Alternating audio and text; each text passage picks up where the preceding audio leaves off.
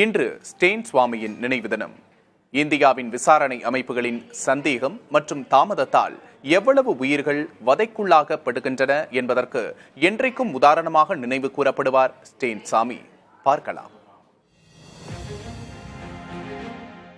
தங்களுக்கு தொடர்பில்லாத பொய் வழக்குகளில் பழங்குடியினர் கைது செய்யப்படுவதை எதிர்த்து வாழ்நாள் முழுக்க போராடிய ஸ்டேன் சுவாமி தனக்கு தொடர்பில்லாத வழக்கு ஒன்றில் கைது செய்யப்பட்டு நீதிமன்ற காவலில் இருந்தபோது இறந்தார் என்று பேசப்படும் ஒற்றை வரி போதும் ஸ்டேன் சாமி யார் என்று சொல்வதற்கு.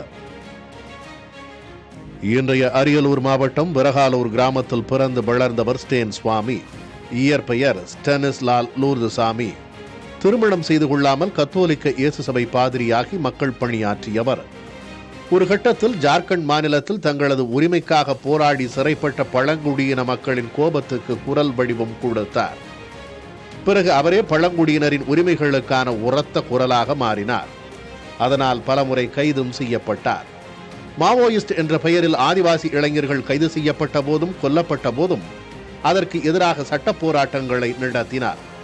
இதனால் மாவோயிஸ்ட் ஆதரவாளர் என முத்திரை குத்தப்பட்டார். பீமா கோரேகானில் பேஸ்வா படையை வீழ்த்தி மகர் படை வென்ற 200வது ஆண்டு நிறைவு விழா கொண்டாட்டத்தின் போது வன்முறை வெடித்தது. கலவரத்தை தூண்டியதாக 17 பேர் மீது வழக்கு பதிந்த NIA இந்த சம்பவத்தின் போது ஜார்க்கண்டில் இருந்த ஸ்டேன் சுவாமியையும் கைது செய்து மும்பை தலேஜா சிறையில் அடைத்தது.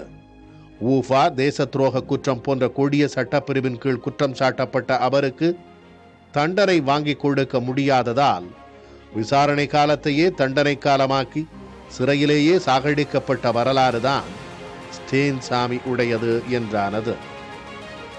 84 வயது கிழவரை தீவிரவாதி என்று கைது செய்து மாதக்கணக்கில் அவருக்கு ஜாமீன் மறுத்து நடுக்குவாத நோயால் பாதிக்கப்பட்ட அவருக்கு தண்ணீர் குடிக்க ஒரு உறிஞ்சு குழாய் தரவிடாமல் தடுத்து கைதியாக சுட்டு சுட்டாய் அவர் உயிரை விடுவதை அரசு இயந்திரம் வேடிக்கை பார்த்தது.